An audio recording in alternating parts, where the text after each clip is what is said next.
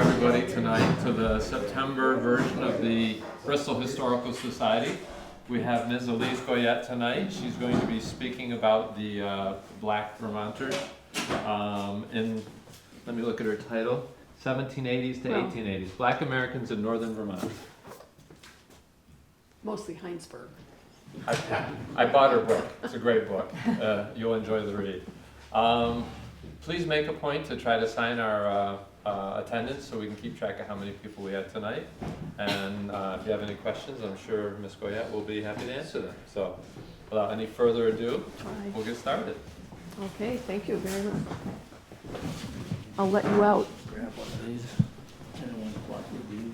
No, that's right. Okay, I hope you can see the screen okay. You don't really have to do a lot of reading, so. I'm going to tell you a story about blacks in northern Vermont, mostly Heinsberg, but there is a subtext to my talk, just some patterns that I've discovered when I'm researching history, and one of them is this idea of progress, historical progress. And we often think of progress as this: we're starting here, we're just going straight up, things just keep getting better and better and better for everybody. But when I research blacks or other minority groups, I don't find this straight up. I find it's more jagged. It goes like this. You go up, you're gaining civil and human rights, and then there's some sort of a backlash, and it goes back down, and then you're gaining it again, and it goes back down. So watch for that. I actually do talk about, okay, here's a high point, and then things got worse, and here's a high point, things got worse. So that's the subtext for this talk.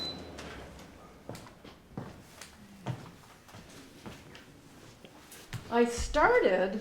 I better get my little arrow going here. I don't have a. Let me get a pen. So, Ms. Goyette? Yes. What was the time frame of that last chart?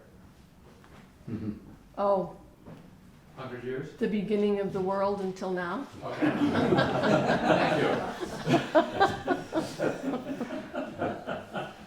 It's just a picture. It really didn't.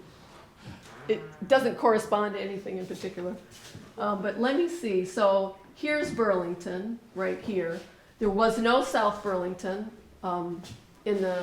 before 1865.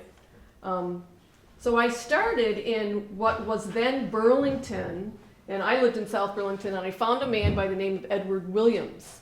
And he was black, and he was living in South Burlington. He had his own farm, early 1860s. And I knew from my research that not very many black people owned their own land. So it was very unusual. So I wanted to find out about this guy. So I found out a few things about him. I found out that he came from Maryland, which meant he had probably been enslaved. Not definitely, but probably. Came from Maryland. He ends up with a farm in South Burlington. His daughter marries a man, Aaron Freeman. Aaron Freeman fights in the Civil War to free slaves. And then here he's with his own farm in South Burlington. Excuse me. It's one of those great feel-good stories, right? This is the way things are supposed to happen. But I had a question. My question was, where did he get the money to buy his own farm in South Burlington? And if I hadn't asked that question, I wouldn't have found the complicated story that I found in Heinsberg, because eventually following this man led me back to Heinsberg, and it led me back in time to a black community, and he had married into that black community after he came from Maryland. So the real story to me was really this black community and what happened to all these folks. And Heinsberg, of course, borders Addison County. I'm sure that you know where you are here in Bristol, and here's Moncton up here, and then Heinsberg is right up here, and all of these places figure in this story. It's not showing. You can see it. It's at the top. Oh. It's at the top of the Addison County. Yeah. Should I change my pen color? I didn't know you were way up there. Okay. Yeah. Yeah. So this is Heinsberg here. Yeah, I'm just saying this is Heinsberg, and then borders Moncton, and then here's Bristol down here. Should I change my pen color? No, no. I can make it any color you want. Look at It's just this. so tiny you can't see it. Yeah. Too tiny.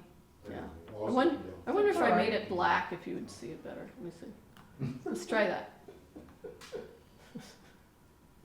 Yeah. That's a little better. So I just scribbled on Bristol. Sorry.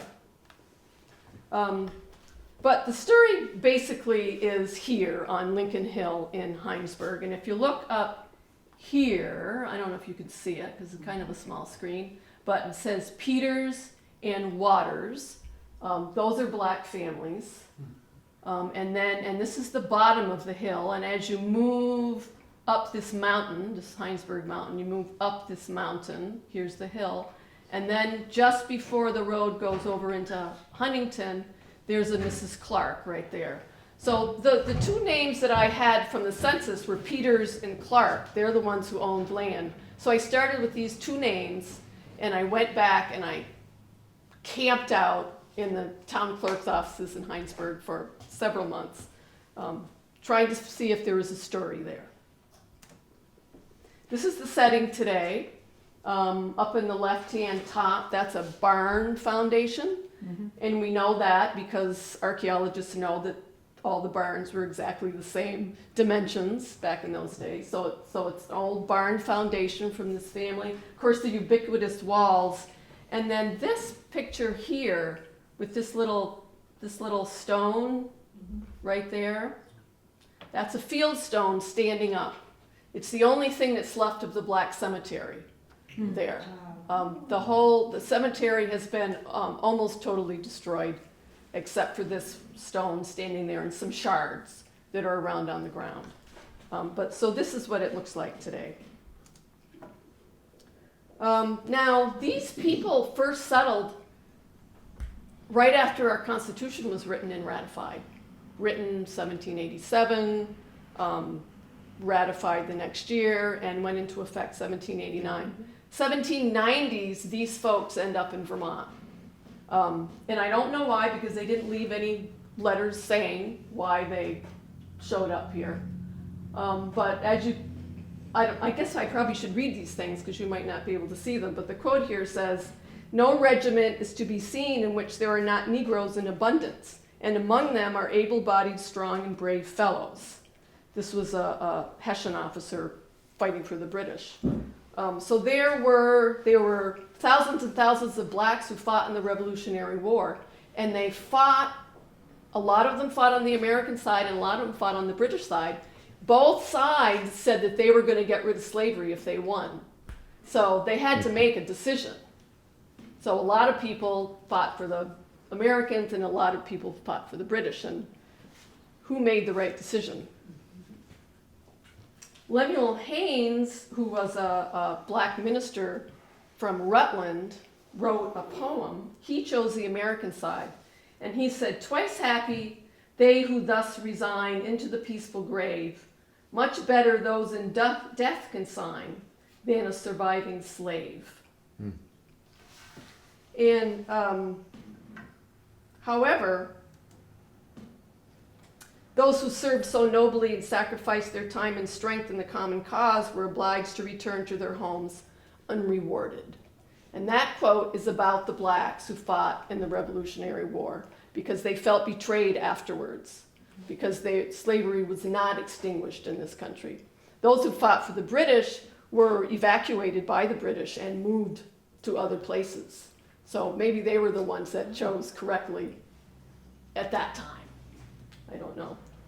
But so for me, and Prince Peters was a Revolutionary War veteran. He fought for Massachusetts.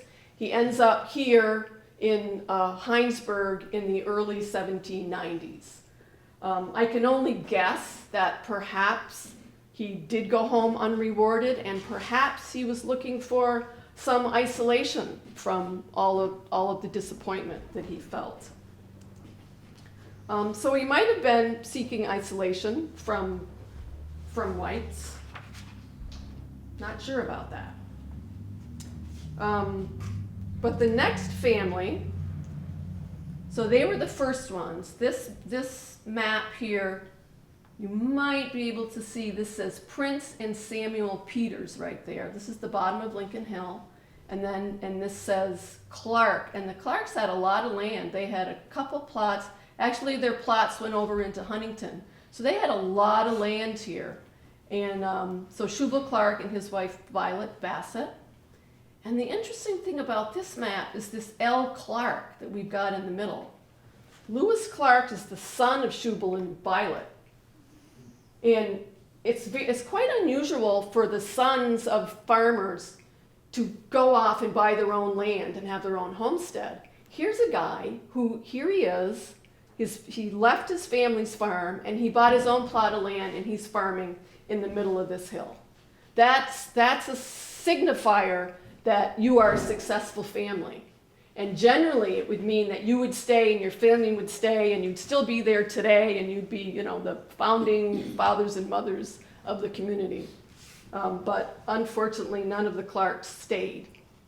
And we don't know exactly why. I love this map because you have the little schoolhouse right there. It's a cute little thing. So if they did come for isolation from whites, it didn't last very long. This is a road survey, and I'm sure you can't see this, but it says 1798 on it.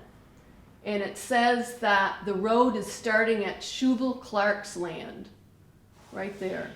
So now, by 1798, they're up there surveying a road. It's going by the Clark land, and it's going all the way down into Heinsberg, past the Peters land. And now they're connected to the community, whether they wanted to be or not. But this was the revolutionary generation. The revolutionary generation was still doing pretty well because the wider culture still felt that blacks were inferior, but they thought they were inferior because of their culture, not because of their blood or anything biological. It was just their culture, and that could be taught out of them, and they could become members of society. So these folks did. So there are some high points for this revolutionary generation. I found an account book, Dunham's General Store in Heinsberg, and in it there were notes about the women who would come into the general store to buy the butter of these black women because they thought their butter was so sweet and so delicious. So they have their name in already. When Almira Clark brings her butter in, I'm buying her butter. So they really became, they're an integral part of the community, contributing to the economics of the area. Another way that they became integrated into the community was joining the Heinsberg Baptist Church. And those words aren't that important. It's just that Shubal joined the church in 1815. Violet joined it in 1816. This is still pretty early, still part of that, revolutionary thinking, revolutionary ideas. And Shubal actually became a leader in the Heinsberg church. He was on a committee of 3 men, 2 white men and a black man, and their job was to go to people who were acting out, who weren't acting the way that they should have been acting, and to be good members of the Baptist church, and they would go to chastise them and ask them to mend their ways and come back into the church. It's something that even 20 years later really would have been unthinkable to think about a black man coming and chastising white people to come back into the church. So that was very interesting. But for some reason, this family left this church and they went to the Baptist church in Huntington. And I'm only surmising, a lot of this stuff is just surmising, I'm just interpreting things. But I think it might have something to do with their son Lewis, because I found in the Baptist records, and I quote, "Brother Lewis J. Clark and Sister Ruth Brown did unlawfully lodge together, which we think is contrary to the gospel. And because they have not come forward and made a confession to the church, they have forfeited their right of being in fellowship with the church until they shall truly and voluntarily make that confession that their offense demands." And they were thrown immediately out of the church. There was no, Shubal's committee used to go back to people and back to them and back to them and Then after a while, if nothing changed, they'd throw them out of the church. Ruth and Lewis got thrown out right away. So it's possible that some sort of problems within the church caused them to move to the church in Huntington. It was also a Baptist church. Oh, and I don't know if you can see it, but there's a picture of a schoolhouse on there. Anybody know why? That's where the early churches met, because they hadn't built churches yet, so there were schoolhouses. But there certainly weren't Baptist churches, because up until 1810, it was the Congregational Church was the official church, and other churches weren't allowed. So at this early date, they would have been meeting in schoolhouses. The second generation, we can see here William Langley. William Langley has 2 scholars in the Huntington schoolhouse in 1829. Elmira Clark married William Langley from Rutland, and he moved onto the hill, and they lived there for the rest of their lives, both of them, or most of the rest of their lives. And William had 2. Now here it is 1829. The scholars from the black family are right in the list with all the scholars from the white family.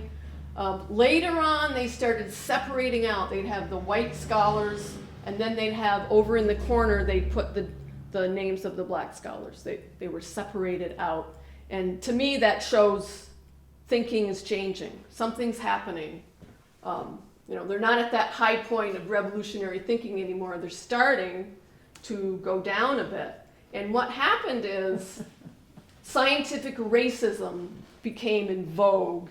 And instead of thinking that people were inferior because of their culture, they decided that there's something inherently inferior about people's biology, about people's blood, about people's brains. So now we're getting, and this really came about, this was a violent backlash against all of these free blacks after the revolution. Because before the revolution, there was no class of free blacks. There may have been a free black here, free black here. There wasn't a class of free blacks. But during the Revolutionary era, more blacks were emancipated than at any time in our country's history until the Emancipation Proclamation in 1863. So there were large numbers of free blacks, and this was North and South both. So something started changing. There was some fear, there was something going on, and the scientists decided that, oh wait, blacks are really inferior biologically, and there's nothing to be done about that. So that was a real problem for the next generation. The interesting thing that I find here is, here's the Baptist church in Heinsberg again. This is 1837. Scientific racism has taken hold of people's minds. 1837, there's an economic depression.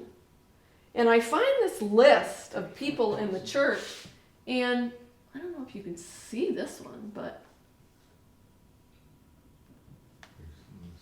there's Lewis Clark. What happened? He's back in the church.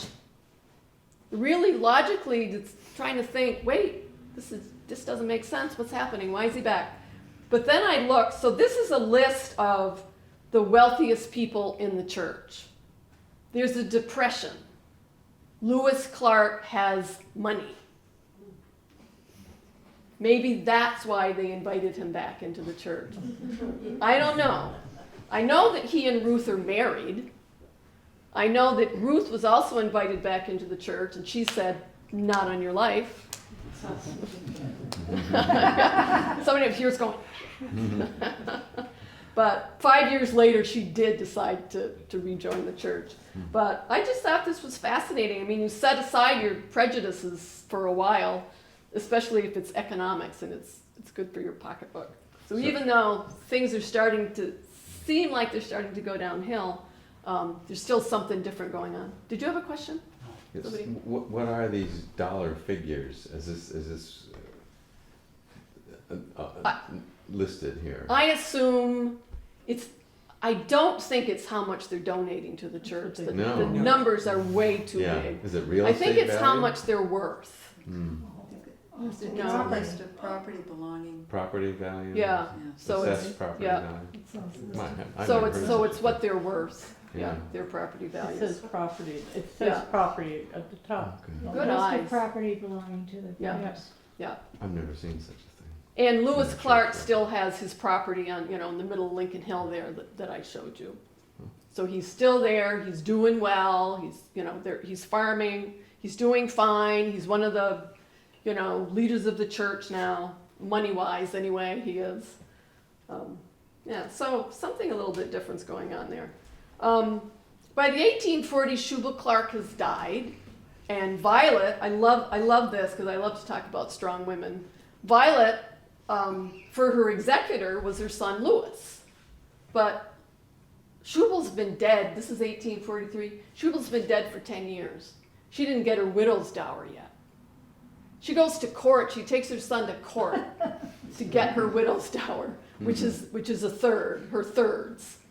So she goes to court, and this is the probate court directing Louis to give her these things in this list. And, you know, it's fascinating. I mean, right here you can see there, she got 100 sap tubs. So they've got a sugar bush up there on the hill. The other thing that I really think is interesting, I mean, it's really here nor there, but I never heard of such a thing. Cook stove, half a cook stove. She has a half a cook stove. Yeah. When I first saw that, I mean, the picture in my mind was like a stove, you know. What's she doing with a half a cook stove? Then I started noticing this on other probate records, and it means she's sharing it with somebody. Somebody's living with her in the house, and she has half, and he's got half. It's actually one of her sons, I discovered, who is living with her. But I love finding these strong women, and I also love finding blacks who take whites to court. It's not the first time, it's not the last time that it happens. This little house is part of the Clark land up there. This is Elmira Clark, married William Langley, remember? And I never expected to find any houses still standing from this community. I went up there not expecting to find anything. I was always looking down, looking for cellar holes, looking for foundations, you know, trying to find where they lived. And I walked by this house a million times. Finally, one day, I don't know what made me look at it differently. I looked at it and I said, wait a minute. Take off the porch. Take off the woodshed. What do you got left? There's a little cape in there, right? A little cape with an off-centered chimney and an off-centered door. That's about 1820s. This is about the time that the Elmira and William got married. I said, oh my gosh, this is their house. And because nobody was there the day I took this picture, I just walked around the back to look at the foundation. Big old stone foundation, which also helps to date it as a very old house. So I was just ecstatic when I found this house. I did eventually get inside. It's indeed a very old house, and this is where they lived. It's been documented as being on the Underground Railroad. So this is another story we don't hear very often. This is blacks helping blacks. It's often you know, whites, heroic whites helping helpless blacks on the Underground Railroad. No, it's really not the big story. I think the big story is blacks helping blacks. And there was a court case having to do with William Langley during this kind of downtime. And the court case was that William borrowed animals from his neighbor, Norton, who lived in Starksboro. He borrowed 47 sheep and 47 cows. And he gets to keep them for 10 years. After 10 years, he owes that same number back to the Nortons. But guess what happens in 10 years? You have babies, right? And they also spread manure all over his property, making it more fertile. So he was supposed to give back 47 sheep, 47 cows, and $48. And the year that all this is due, Norton dies. His daughter Amanda takes Langley to court and says, "You owe me your land. You haven't paid me the $48." So they went to court. They butted heads in court, and William Langley won. The Amanda Norton had to admit, "Oh, I was just trying to take advantage of him. You know, he really just owes me the money." So he owed him the money. They're at court. He's fine. They get to keep their land. The family cemetery apparently was right next to his house. When I read land records, they're always talking about where the cemetery is in relation to the house. So the cemetery was right next to their house. So it's been destroyed. I've never found any graves of anybody that I've mentioned so far. I don't know where any of them are buried. I'm assuming they're buried here in this destroyed cemetery. Except for, this is the second generation. Charlotte Peters married Josephus Peters, who was Prince's son, one of Prince's sons. And this is the only one that I found from the early generations. And she's buried, you know, it's Route 116. There's a golf course there now, or a driving range. I don't know, is it a full golf course? Across the street, there's a little cemetery. That's where she's buried. She's right in the middle of that cemetery, and all surrounded by whites. There she is, Charlotte Peters. I think that she may have been buried there because her husband and her sons worked at the farm nearby, the McEwen farm, which is on the old 116. If you turn off 116, there's a beautiful white house down there. They all worked there. So it could have been that that's why she was buried near there. I don't know, but she's the only one of any of these folks that I've mentioned that I've and here they are. Here are her sons, a couple of her sons. This is the third generation. They work at it was the McEwen farm then. It's a gorgeous house. It's, you know, it's still there, beautiful.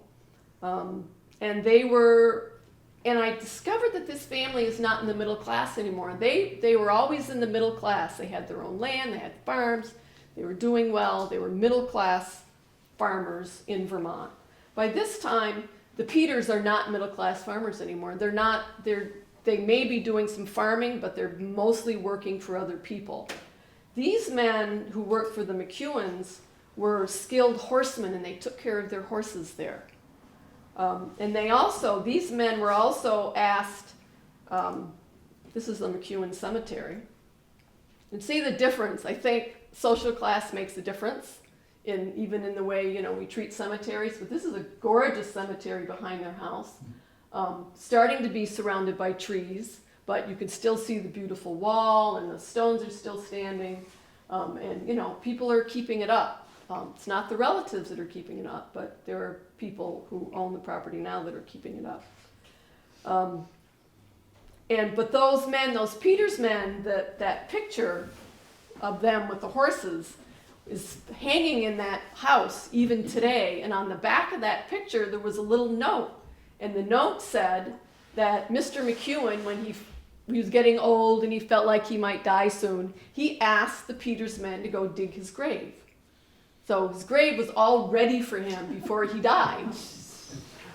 But also, when they finally did their last duty for him, they were supposed to take him and they were supposed to bury him and, you know, take care of everything. Then they were to come up to the house and get some money. But the note said that nobody knew how much money that they were given for doing that last kindness to Mr. McEwen.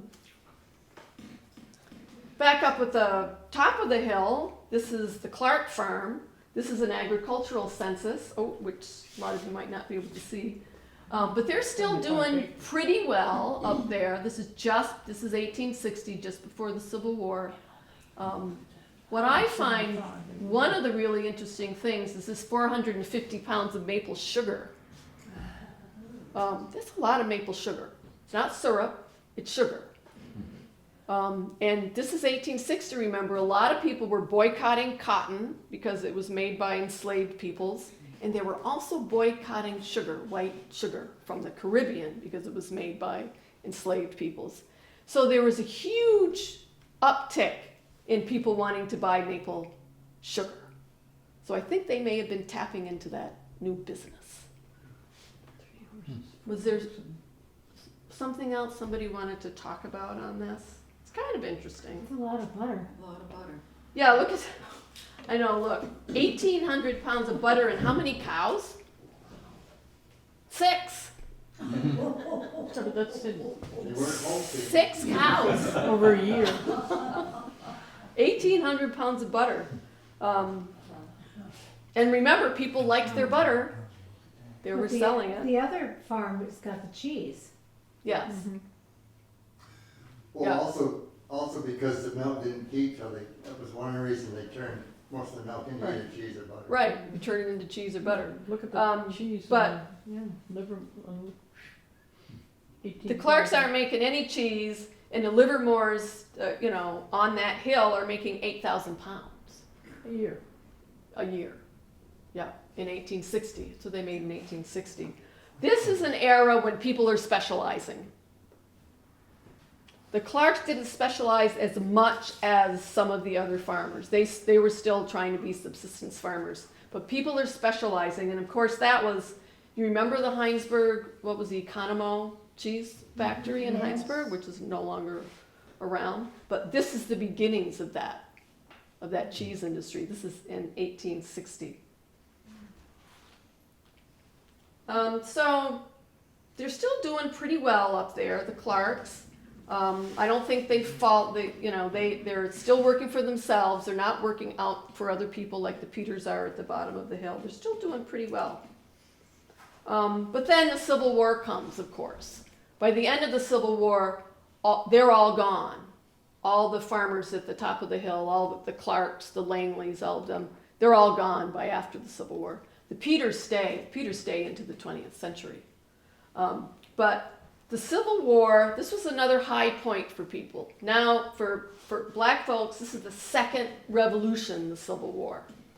The first revolution, it didn't work, they were non-emancipated. Now they're sure this is the second one now. This time they're going to get it right. They are going to become emancipated. So there are 4 men from Lincoln Hill who march off to join the Massachusetts 54th. Aaron Freeman, that was Edward Williams' son-in-law. He's in Jacksonville, Florida, and he writes letters home. I love his signature. I love his script. Where's that? So he wrote a letter. More ways than one. He said, he was talking about the white officers, because all the black regiments had to have white officers. They didn't allow black officers. And he said, when he says they, he means the white officers. He says, they make them that have got on boots go out in their bare feet in the thistle and drill. Then they sit on their horses and laugh at us. That ain't right. He's right about that. That ain't right. And Loudon Langley, Elmira Williams' son, Loudon, he gets down there. He immediately after mustering in, he musters in Brattleboro, Vermont. And he writes a letter to the Free Press, the Burlington Free Press. And I'll read a little bit of it just so you can get a little flavor of this guy. This guy found a lot of things that he has written. And, he's in that little tiny schoolhouse in Huntington. That's where he got his education.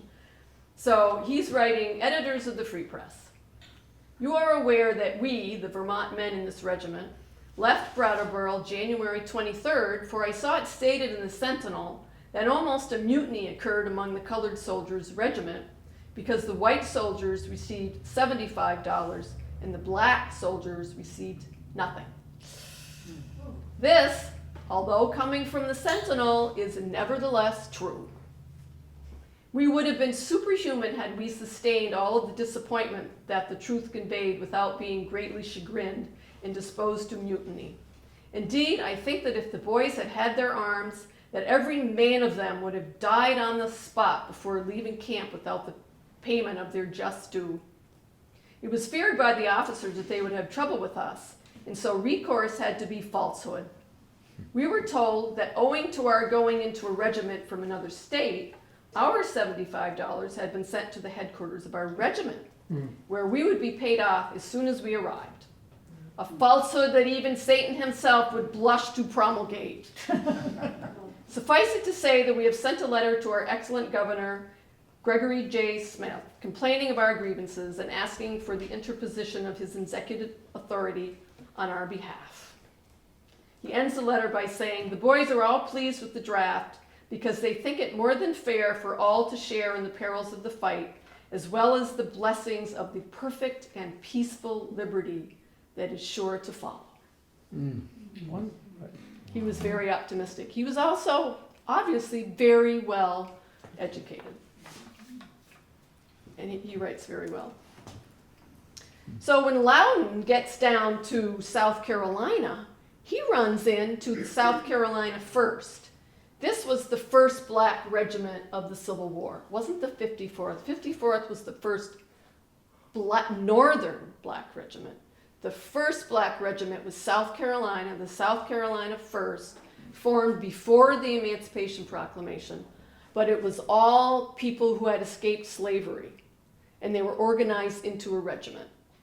But Kansas and Louisiana also claim that they had the first black regiment, so. But I'm pretty sure it was the South Carolina 1st. It later became the South Carolina 33rd, but so and these red, this is really how they dress. The South Carolina 1st dressed like that when they first were organized. They were the colors of the French Revolution, but they really hated those red pants.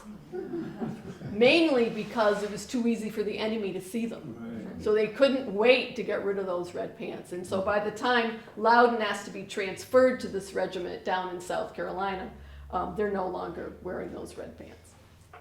But he wanted to be a part of the first black regiment. He just thought that he would be so proud that would happen to him. And of course, emancipation did happen. Everybody was emancipated finally with the 13th Amendment. And Loudon Langley mustered out down in Beaufort, South Carolina, and he stayed there for the rest of his life. And his wife Jane, who was Jane Anthony from Burlington, and their children moved down there with him, and they all stayed there for the rest of their lives. This was another moment of really high hopes. We've gotten rid of slavery, we can vote, we can become politicians, we can take up office, and that they did down south. I always wondered, why would this guy want to stay down south after the Civil War? It was because of what I had in my head from when I was taught. We're not usually taught Reconstruction, are we? It's kind of, oh, they were emancipated, good, great, let's jump to the Progressive Era. And what do we know about Reconstruction? It's generally what we know from a movie called Birth of a Nation, which was a horrible, horrible movie with all sorts of awful stereotypes that made the Klan seem like the heroes of the day, when of course they weren't. The Klan actually had almost died out by the time of that movie in 1915. There was no Klan left. And then people down south who were racists decided, oh, let's bring that back. And they brought the Klan back, because of that movie. But really, and that was 1915. So before that, during Reconstruction, there was 10 years where black men voted. The federal armies were down in the South to protect them so that they could go vote. There were blacks in Congress, black senators, black representatives. There were black lieutenant governors, judges, state treasurers. Loudon Langley became the treasurer of his town. He was the town accountant. He went to the 1868 Constitutional Convention in Charleston to rewrite the Constitution of South Carolina. All the southern states had to rewrite their constitutions to make sure they included freedom and equality for everybody, regardless of race. They did that. It was a beautiful constitution. It's still the Constitution today. Except in 1895, they rewrote it to write blacks out of it. Now blacks are back in. It's the same Constitution they wrote in 1868 that's there today. So blacks had a lot of power during Reconstruction, and they had high hopes. The next picture might bother some people. I'm just kind of warning you a little bit. I think it's the next picture. Yeah.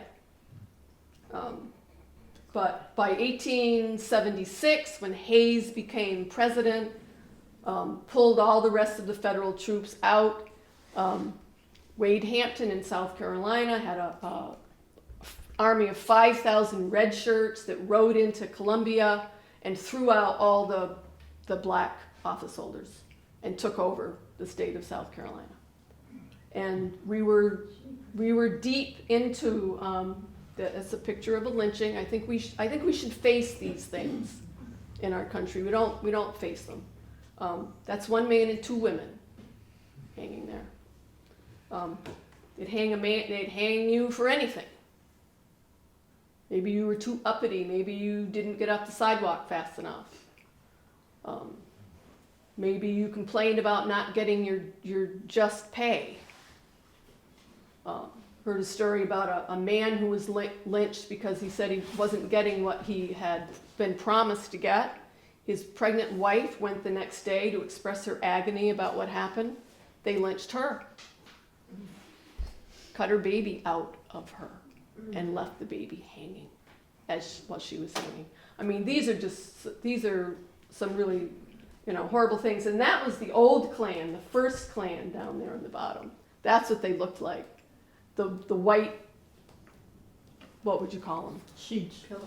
Sheets, pillowcases, That came directly from the movie Birth of a Nation.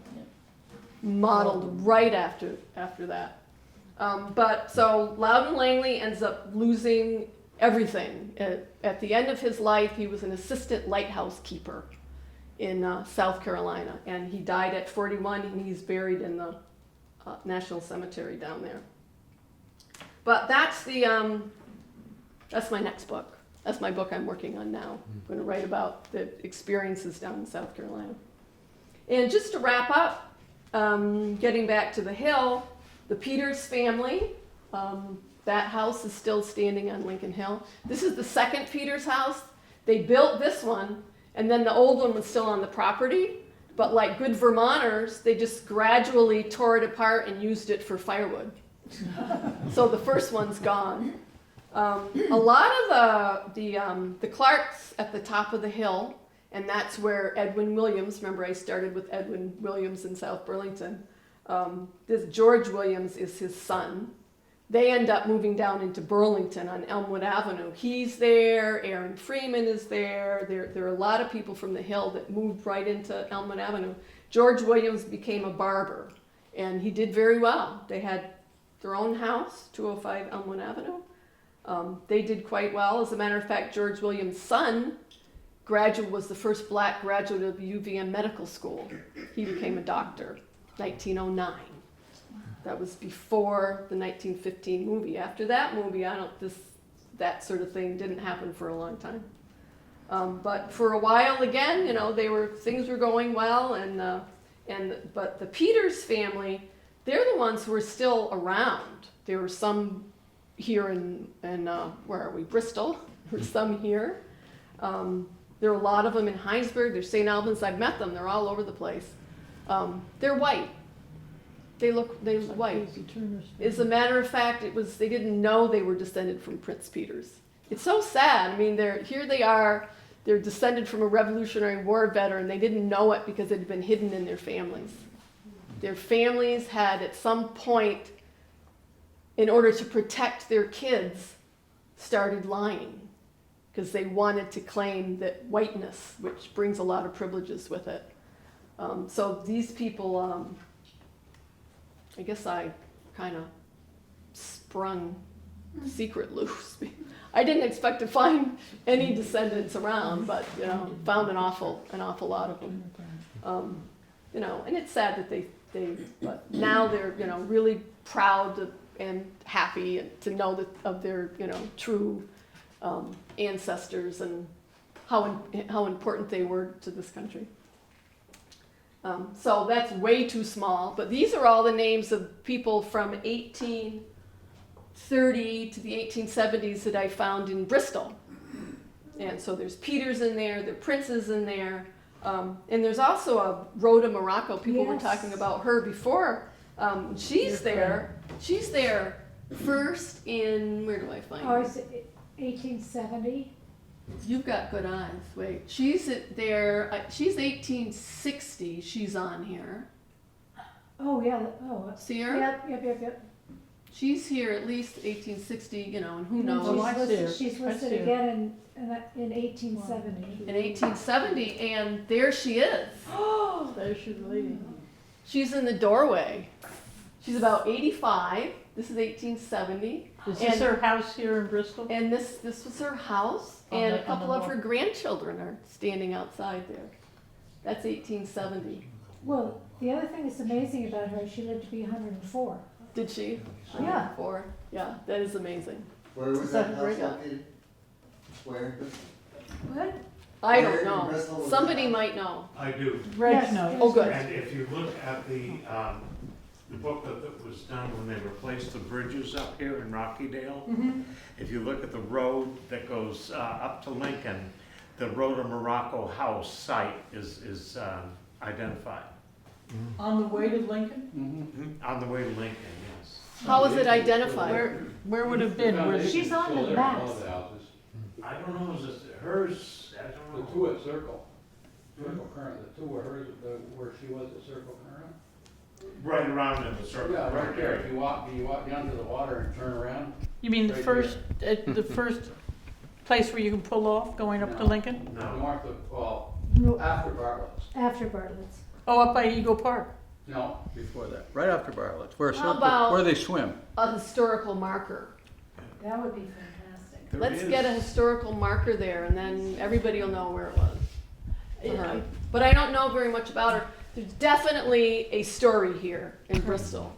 There's a great story. I don't know what it is, but I wish somebody would try to discover it. And you know, I assume that the picture will follow a pattern of ups and downs. You know, like that's what history is. But I think it would be great if somebody would. I think if we Do find that it, we research. should put a plaque there, one of our historic plaques. Yeah. Yep. Be Yeah. terrific. Yeah, yeah. I'm interested, having, Jane Beck's a friend of mine, and having read Daisy Turner, that the families intermarried. I mean, that in the, after the Civil War and stuff, that obviously wasn't so much of an issue up here, and because Jane had the same issue with the Turners. I mean, she found these people who were white and said something about Right. them, and they're going, Right. what, you know? Right. Uh-huh. And so obviously there was not a big race issue for intermarriage for a while. Well, it wasn't illegal, like it was in some states. It wasn't illegal, Right. but So also it was legal. it wasn't Uh-huh. socially taboo either, because as you say, most of the Peters are white now, or they're all white, which is in 100 years, it's pretty amazing. It is amazing, yeah. I mean, But you know, I have a joke I have to tell you. It was, this was a joke in Vermont about 1840s or 1850s, I can't remember. And the joke goes, there was a man who's riding along on his horse, a white guy, and he comes to a cabin in Vermont, and there's a white woman outside. And he said, "Can I stop? Can I water my horse? Cool the horse off." She says, "Fine, I'll call my husband." And she calls her husband from the back, and he comes around. He's black, and he takes the horse away, and the guy says, "Madam, did something horrible befall you that you married a black man?" She said, "Well, yes, something terrible did happen in my family. My sister married an Irishman."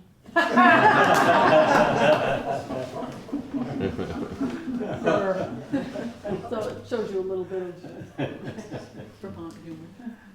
Vermont humor and a little of, have you True, ever read the true. book called When the Irish Became White? Right. Because they Heard were of it. considered black. They were the same. They were the others.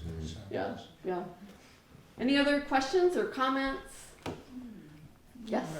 You showed a picture of the cemetery up on Lincoln Hill with one stone left. What happened to the rest of them? Was it vandalism or? There's Does anyone vandalism, there are people alive who remember when it was an intact cemetery. So it's been, fairly, I mean, these are old, people like in their 90s. They remember, when they were young that there was an intact cemetery there. A lot of it was vandalism. I heard stories, I gave a talk once on Lincoln Hill, and this guy says, oh, my sister has one of those stones in her barn. She uses it as a door jamb or something. So, people took the stones and brought them home and did whatever with them, and some of them were destroyed, as you saw with those shards there. Are the stones engraved? The one that this woman has? I don't know, I've never seen it. It's in her barn. But he said, I'm gonna get her to bring that back to the cemetery, but every time I go, there's still nothing back there. Yeah, yeah.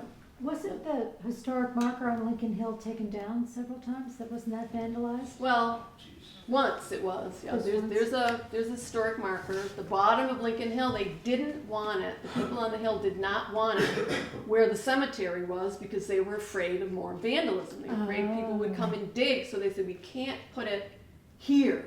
So we put it down at the bottom near where the Peters land was. And I mean, it's a big production to move one of these things. Yeah. They're heavy. And one day it was just gone. It was gone. And people searched for it, especially people who were descendants. They drove around and they looked all over for it. And they found it vandalized. It had been harmed. And it was brought up to where the cemetery was and thrown in a snowbank in the cemetery. And I called the guy who's in charge of these markers, and I asked him, does that happen very often? They disappear. He said, once in a while, frat boys take them. And we go, look in the frat houses, and, and we find it, and we put it back. This was different. It was different. This was more racial. Yeah, I think so. Unfortunately, but it was repaired, the state repaired it, put it back, and since then it's been fine. I want to go up and explore Yeah. up there. Let's hope it stays this way. Did any of these free blacks have any connection at all with the Robinsons at Rokeby? Oh, yeah, that's a good question. Aaron Freeman worked there. Yeah. He was from Charlotte. I did forget to say that all these people I talked about were New Englanders. The Peters were from Massachusetts, and the Clarks were from New Milford, Connecticut. They were all New Englanders. And Aaron was born in Charlotte, and he worked at the Rokeby Museum. Yeah. What is the name of your book? Discovering Black Vermont. It's not my title. I don't like the title. What would you have liked? I gave them, I can't even remember, I gave them so many names. I said, you can't call it that. This is about Heinsberg. They just wanted to, I Make don't it know. bigger. There's a subtitle, this is African American Farmers in Heinsberg, 1790 to 1890. So. That's not predominant. Yeah. Excellent book. Excellent. Oh, thank you. Thank you. I expect to be charmed. Okay, good, excellent. And you let me know if you're not. I'll give you your money. Thank you. Anything else? Thank you very much. Okay, well, thank you all for coming.